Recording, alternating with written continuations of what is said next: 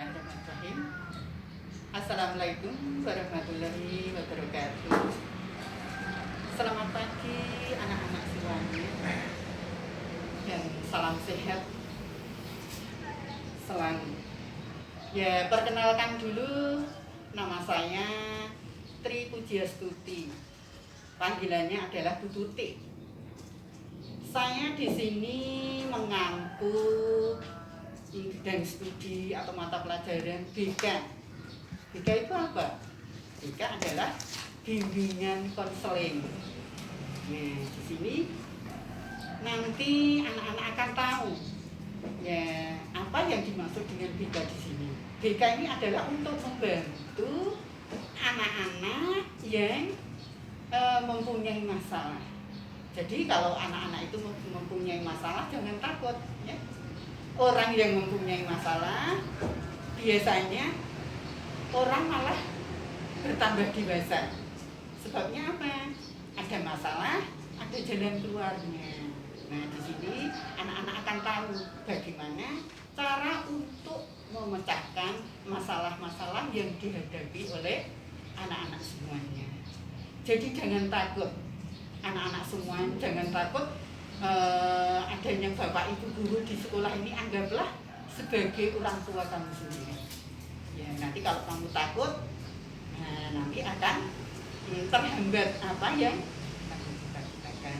Maka di sini saya mengampu BK dan saya di sini akan memberikan materi yaitu tata krama siswa.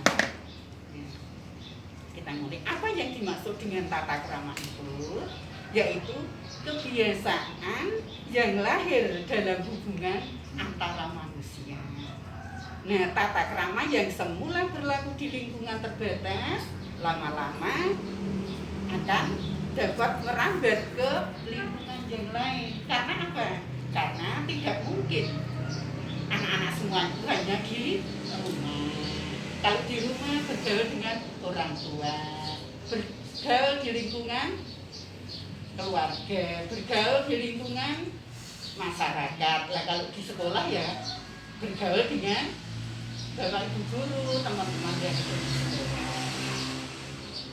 Nah, tata krama itu telah menjadi bagian pergaulan sehari-hari dalam kehidupan manusia. Nah, jadi dapat kita simpulkan bahwa tata krama adalah apa? Kebiasaan sopan santun yang dipakai dalam lingkungan pergaulan antara manusia yang satu dengan manusia yang lain. Ini, maka kita di sini tata krama atau macam-macam tata krama itu ada bermacam-macam atau boleh diartikan dulu ya. Tata krama itu terdiri atas apa? Tata dan krama. Tata berarti adat, aturan, norma, atau peraturan. Krama berarti apa? Sopan dan santun. Maka anak-anak semua sekarang sudah menjadi siswa SMA IKIP Veteran, maka juga ada aturan.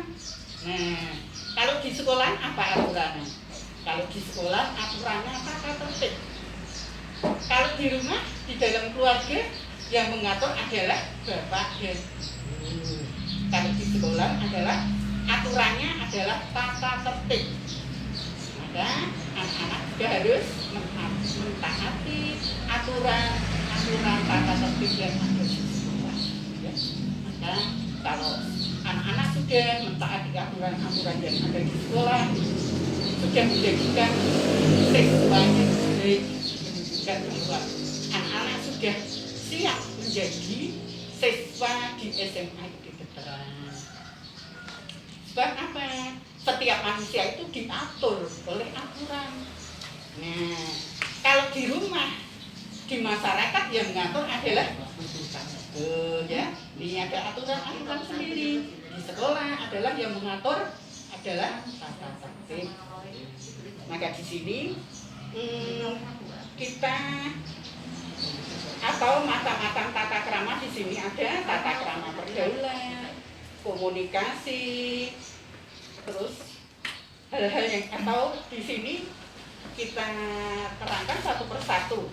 Ada beberapa kunci pokok yang perlu dicamkan dalam masalah berkomunikasi.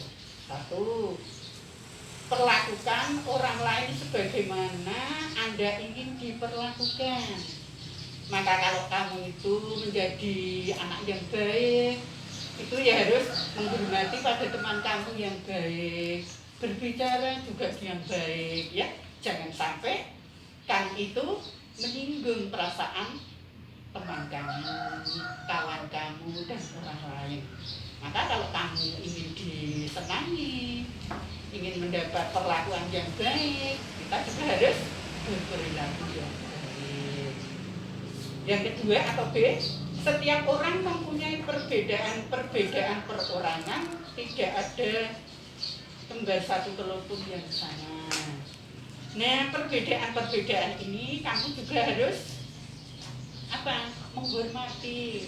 Walaupun itu tidak cocok dengan kamu, ya kamu juga harus lebih baik diam. Jangan sampai mengeluarkan kata-kata yang ingin menyinggung perasaan orang lain, ya. Memang antara satu dengan yang lain itu berbeda-beda pendapat, tapi pendapat itu jangan kamu istilahnya kamu berkata yang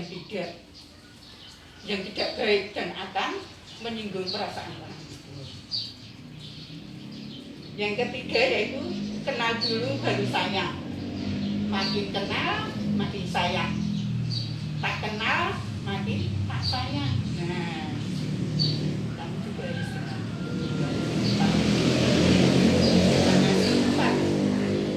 teman yang satu. Makanya kamu sudah tahu dulu kita ini apa? Kita bergaul itu yang pertama bagaimana cara berperilakunya, bagaimana cara berbicara, bagaimana kita caranya untuk merias diri. Ini juga merupakan suatu kunci bahwa ini adalah merupakan suatu kunci sifat manusia yang satu dengan manusia yang lain. Terus kita lanjutkan. Tata krama berkenalan, kedua belah pihak saling menyebutkan nama, saling memandang. Jangan sampai ya kita berkenalan malah kita tidak memandang. Ini juga akan menyinggung perasaan. Jadi kalau kita kenalan, kalau sekarang dengan masa-masa pandemi ini, jangan sampai berkenalan berjabat tangan. Kita aja tangan keduanya di dada, langsung kita senyum. Senyum kan tidak kelihatan, kita tunduk kepala juga bisa. Nah ini kalau kita ini berbicara ya harus kita melihat, jangan sampai kita membuang muka. Ya ini tidak boleh. Terus sekarang selanjutnya, tata krama. Bagaimana tata krama berbicara? Tata krama berbicara di sini ada 3. Berkata berlidah atau jangan menyinggung perasaan lagi sini. Peliharalah lidah, jangan menyinggung perasaan. Itu bagaimana maksudnya?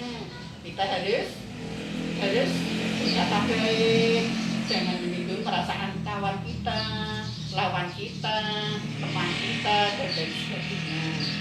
Yang kedua, jangan memotong pembicaraan orang lain. Ya, kita harus menunggu dulu.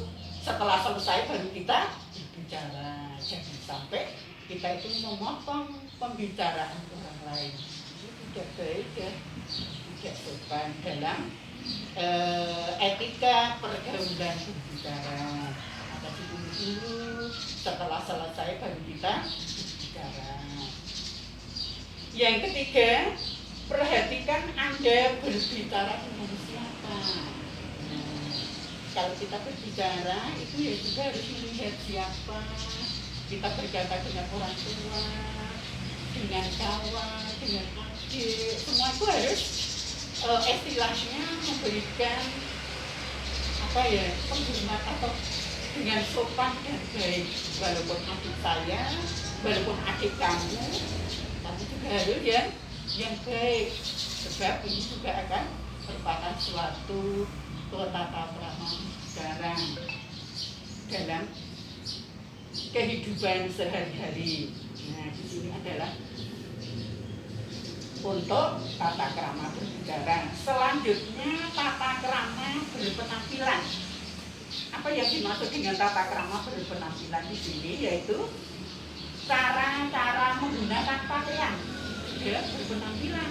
Kita ini pakai pakaian ya, tapi ternyata ini merupakan suatu tata krama berpenampilan.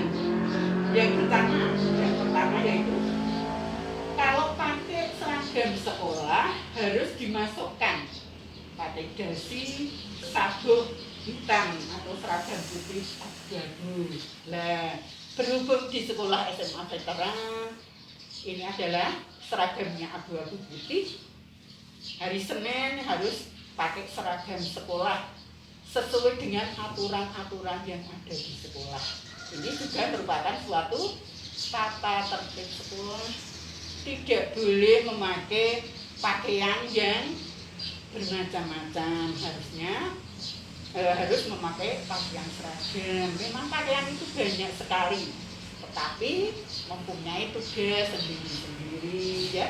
Contohnya ada seragam sekolah, ada pakaian untuk pesta, ada pakaian untuk bergabung dan lain-lainnya. Nah, maka dari itu kamu juga harus bisa membedakan ya. Apalagi kamu sekarang sudah menjadi siswa SMA ya. Tidak seperti dulu waktu di SMP ya. Sekarang sudah di SMA juga harus tambah dewasanya. Harus bisa membeda-bedakan ini pakaian sekolah, ini pakaian pesta dan lain sebagainya. Terus yang kedua, pada waktu olahraga pakailah pakaian olahraga ya. Jangan sampai mau olahraga malah memakai pakaian abu-abu putih ya, memakai pakaian daging, tidak boleh ya. Harusnya juga memakai pakaian olahraga. Maka di sini pakaian-pakaian itu mempunyai tugas sendiri-sendiri ya. Ya, maka itu harus pakai pakaian olahraga. Yang ketiga yaitu memakai pakaian harus cocok dengan situasi dan tempat. Nah, ini maksudnya gimana? Memakai pakaian harus yang cocok dengan situasi yang tepat. Contohnya, kalau sekolah ya harus pakai pakaian seragam. Seragamnya apa? Abu-abu putih. Kalau kita baru ke tahiyah atau gabung ya kita harus memakai pakaian apa? Ya pakai pakaian hitam, jangan pakai pakaian merah.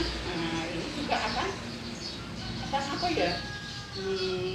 Istilahnya tidak baik atau ini bukan pakaian yang untuk semestinya dipakai di dalam takbir.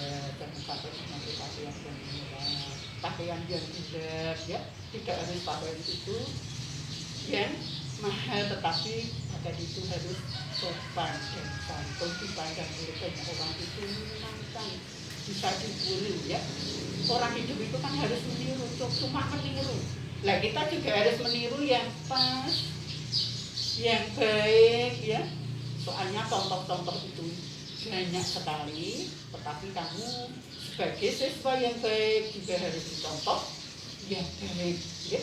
Ya harus memberikan contoh pada keluarga di rumah, terutama mungkin anak-anak kamu sebagai anak yang pertama. Anak yang pertama itu harus bisa memberikan contoh pada adik-adiknya. Ini adalah tata krama berpenampilan. Terus yang nomor 2 yaitu cara berjalan bersama. Itu bagaimana? Cara berjalan bersama. Pertama, laki-laki harus melindungi wanita. Ya kalau jalan itu seperti ini ada laki-laki dan perempuan. Kalau mau kemana, ini yang melindungi adalah laki-lakinya. Ya.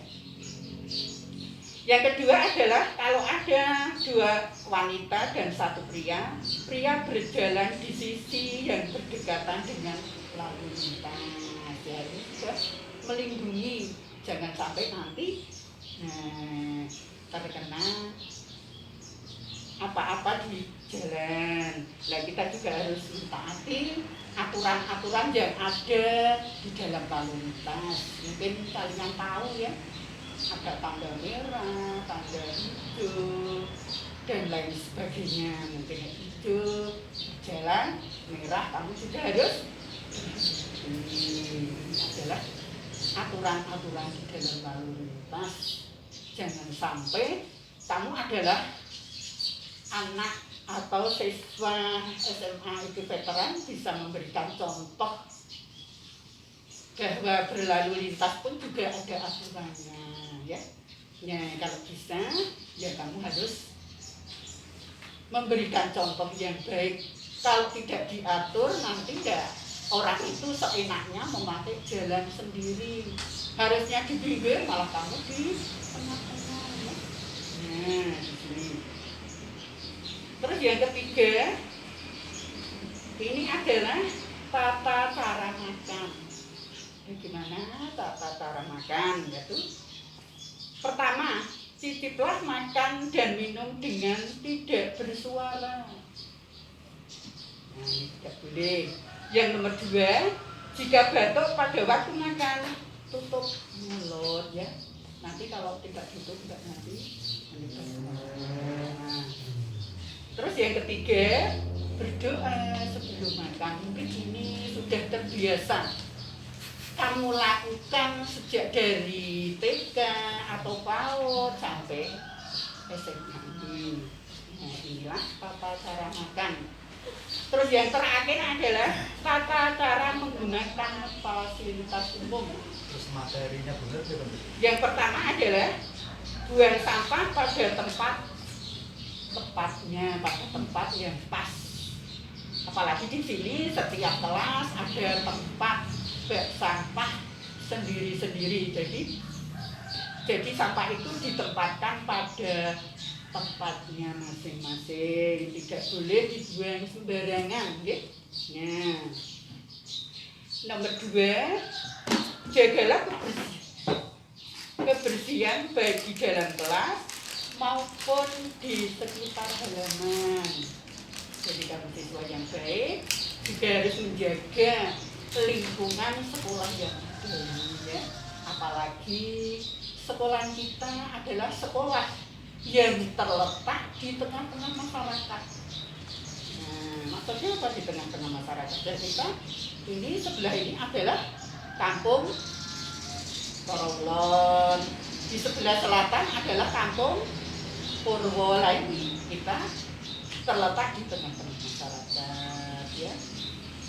Nah, kalau bisa menjaga nama baik sekolah, ya kamu kalau main ya harus di lingkungan sekolah. Istirahat juga, mainnya juga di lingkungan sekolah. Jangan sampai kamu itu bermain di tengah-tengah masyarakat. Contohnya duduk-duduk di rumahnya kampung itu, masyarakat itu tidak boleh. Jadi kamu pada waktu istirahat juga harus ada di lingkungan sekolah. Jangan sampai kamu bermain di tengah-tengah masyarakat. Nah. Terus yang terakhir yaitu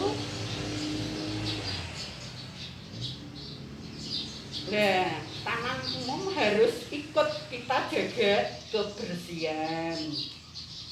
Nah, jadi menjaga kebersihan lingkungan sekolah itu juga merupakan suatu bahwa kamu mempunyai tanggung jawab di lingkungan sekolah, keluarga sekolah ini, ya. Jadi semua ini tanggung jawabnya sekolah. Sekolah itu kan terdiri dari Pak Kepala Sekolah, Bapak Ibu Guru, siswa, ya. Jadi semua ini tanggung jawabnya sekolah, tidak hanya satu, ya. Maka dari itu kalian juga harus hati-hati. Kamu juga harus bisa membawa nama sekolah, ya. Kalau di luar juga harus yang baik ya, harus memberikan contoh. Sebabnya apa? Kamu itu kalau pakai seragam itu sudah diketahui bahwa kamu adalah anak SMA ya. Kalau kamu itu mau main juga harus pulang dulu, nanti ganti pakaian, jangan sampai nanti kamu dari sekolah langsung bermain masih pakai pakaian seragam. Nah ini nanti kalau ada apa-apa, wah ini anak SMA berbahagia. Jangan sampai kalau mau main ke tempat teman pulang dulu, pakai dengan orang tua, pakai pakaian yang lain. Saya dulu untuk bisa lanjutkan. Sekian dan terima kasih. Wassalamualaikum warahmatullahi wabarakatuh.